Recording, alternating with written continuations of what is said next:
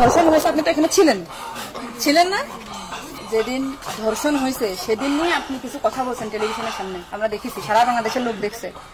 তো আপনি বলছেন, একবার বলতেছেন যে আমি ওয়াশরুমে গেছিলাম এই সুযোগে ধর্ষণ হয়েছে, আপনি আরেকবার বলতেছেন যে রুম থেকে বের করে নিয়ে ধর্ষণ করছে, আপনি আরেকবার বলতেছেন যে ধর্ষণের সময় আমি ঘুমাইছিলাম, আমি কিছু ঠিক পাইনি। আসলে কোনটা সঠিক? আমি তো ওইটাই বলি না, আমি বলছিলাম আমি ঘুমাইছিলাম, যখন বাথরুমে উঠছি সেই সময় দেখি যে ওইখানে পড়ে রয়েছে। আপনি বলছেন যে সিহারের পরে, আবার বলছেন রাত 2:30, এটা মানে টাইমটা আসলে মানে তো সিহারি খাই তারপর। আচ্ছা, আপনি একটু মানে প্রথম থেকে মানে রাত থেকে কি ঘটনা ঘটছে একটু আমাদেরকে বলেন তো। প্রথম রাত থেকে সব ঠিক ছিল, ঘুমাইছিলাম 8টার দিকে ঘুমাইছিলাম। আমি আমার জামাই আর আমার বোন হচ্ছে আমার পাশে ঘুমাইছিল। তা আমি জানতাম না যে ওর সাথে ওরম হবে না।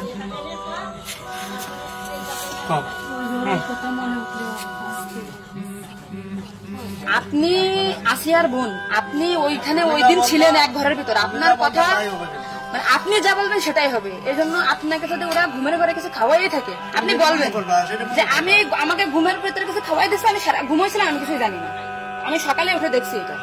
কিন্তু আপনি যদি বলেন যে রাত 2:30টার সময় হয়েছে, তাহলে তো হবে না। আপনার কথা শোনার জন্য বাংলাদেশের লক্ষ লক্ষ মানুষ অপেক্ষায় আছে যে আপনি আসলে যেখানে ছিলেন, আপনি যেহেতু বোন, আপনার বাড়ি যায় হয়েছে ধর্ষণটা, তো আপনি তো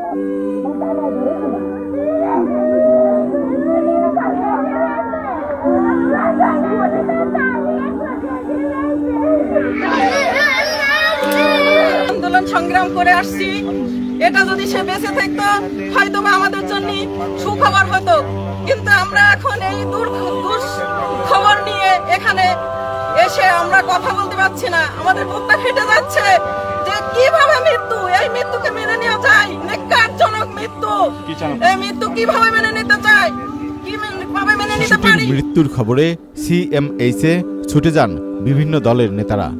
আমাদের বোনকে আমরা যেভাবে হারালাম এর জন্য যারা দায়ী তাদের সর্বোচ্চ দৃষ্টান্তমূলক যে শাস্তি, মৃত্যুদণ্ড, সেটাকে যে কোনোভাবে, যে 90 দিনের একটা সময় দেওয়া হয়েছে বেঁধে, এটার মধ্যে শেষ করা।